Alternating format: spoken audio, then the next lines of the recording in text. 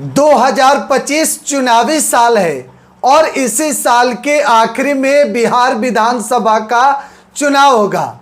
लेकिन हम बात करेंगे चिराग पासवान की। देखिए, चिराग पासवान पिछले कई महीनों से लगातार यह बयान दे रहे थे कि दिल्ली में उनका मन नहीं लग रहा है। खबरें यह भी चली कि चिराग पासवान मुख्यमंत्री के तैयारी में है और अब साफ तौर पर सब कुछ साफ हो गया है कि चिराग पासवान के मन में जरूर कुछ चल रहा है। चिराग बिहार के मुख्यमंत्री बनना चाहते हैं और इसीलिए अब बिहार विधानसभा चुनाव को लेकर चिराग पासवान ने चुप्पी तोड़ दिया है।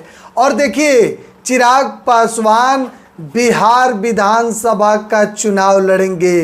देखिए, बड़ी खबर आपको बता रहे हैं, कौन वह सीट होगा, क्या कुछ होगा, एक एक अंदर की जो बात है हम आपको बताने जा रहे हैं। देखिए, चिराग पासवान से जब पूछा गया कि आप विधानसभा चुनाव के तैयारी में हैं, तो चिराग पासवान ने कहा कि देखिए, पार्टी का प्रस्ताव आया है और इस पर आगे हम और चर्चा करेंगे। अब जरा सोचिए अंदर की बात। चिराग पासवान कह रहे थे कि पार्टी का प्रस्ताव आया है।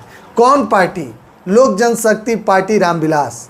उसके सर्वे सर्वा तो खुद चिराग पासवान है। आप इस बात पर भी गौर कीजिएगा। तो चिराग के इशारों पर ही तो ये सब काम हो रहा है। और चिराग पासवान साफ तौर पर जानते हैं कि किस तरीके से प्रेशर पॉलिटिक्स किया जाता है ज़्यादा सीटों को लेकर। और चिराग यह भी जानते हैं कि मौका है एनडीए में बड़ा चेहरा। अभी बिहार में युवा के तौर पर चिराग पासवान है, साफ तौर पर देखा जा रहा है, क्योंकि चिराग की पॉपुलैरिटी काफ़ी ज़्यादा है। 2024 के लोकसभा चुनाव में बेहतरीन स्ट्राइक रेट रहा, 5 के 5 सीट पर उनकी पार्टी ने जीत हासिल की। तो चिराग पासवान इस बात को भी जानते हैं। अब जरा 2020 विधानसभा चुनाव पर बात की जाए। देखिए, चिराग पासवान अकेले चुनाव लड़े थे और जहां जहां जेडीयू जनता दल यूनाइटेड नीतीश कुमार की पार्टी चुनाव लड़ी थी, चिराग वहां पर अपना उम्मीदवार उतारकर ना सिर्फ नीतीश कुमार को डैमेज किया। देखिए, 43 सीटों पर नीतीश कुमार की पार्टी सिमट कर आ गई। जेडीयू के मात्र विधानसभा में 43 विधायक बन पाए चिराग पासवान के बदौलत। 135 सीटों पर चिराग की पार्टी चुनाव लड़ी, हालांकि जीत 1 सीटों पर हासिल हुआ। करीब 6% तक वोट चिराग पासवान को मिले। अब 2015 में आप गौर कीजिए, तो 2015 के चुनाव में चिराग पासवान की पार्टी एनडीए के साथ मिलकर 42 सीटों पर चुनाव लड़ी और 2 सीटों पर जो है वह जीत हासिल हुआ। तो चिराग इस बात को जानते हैं कि 2025 का जो समय है वह खास तौर पर अब है। कैसे किस तरीके से एनडीए में ज़्यादा सीटें कोई मांग की जाए, और मुख्यमंत्री का प्लान जो है वह सेट हो चुका है। देखिए, कुछ दिन पहले चिराग के पार्टी के बैनर तले उनके पार्टी के नेता हैं, उन्होंने पटना में होर्डिंग तक लगवा दिया था कि चिराग जैसा बिहार में मुख्यमंत्री चाहिए। और अब चिराग जो हाजीपुर से सांसद हैं, केंद्र में मंत्री हैं, विधानसभा का चुनाव लड़ना चाहते हैं। तो जरा आप गौर कीजिए कि आखिर चिराग विधानसभा का चुनाव क्यों लड़ना चाहते हैं, इसके पीछे की वजह क्या है।